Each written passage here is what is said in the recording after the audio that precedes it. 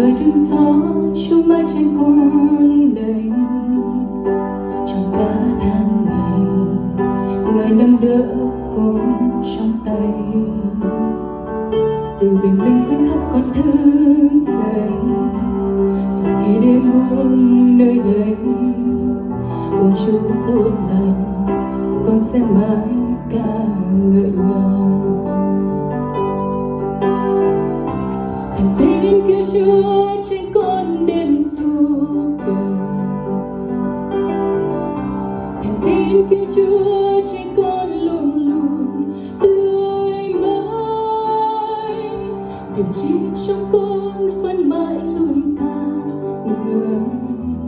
Ôi Chúa tốt lành, con sẽ mãi ca ngợi ngài.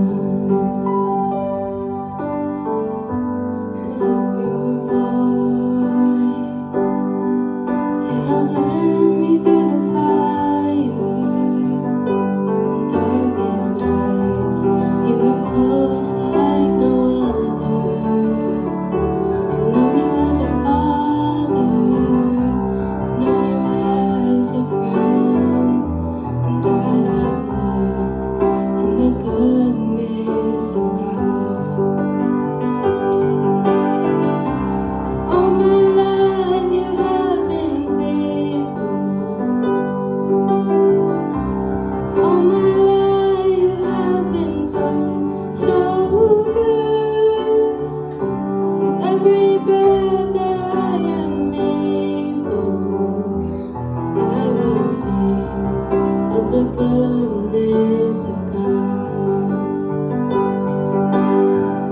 Your goodness is running after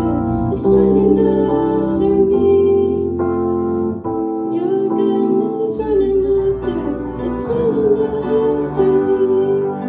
Of my life laid down, I surrender now.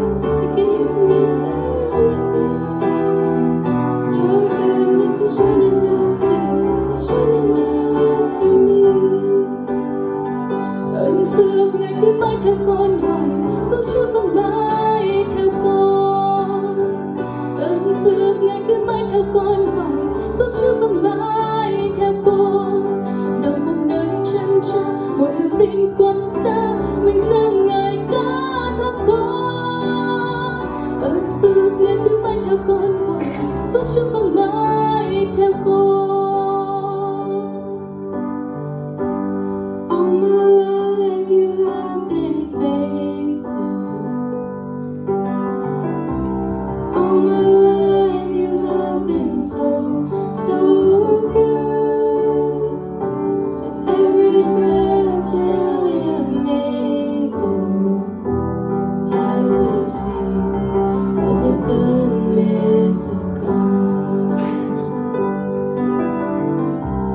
Tin cứu Chúa trên con đến suốt đời.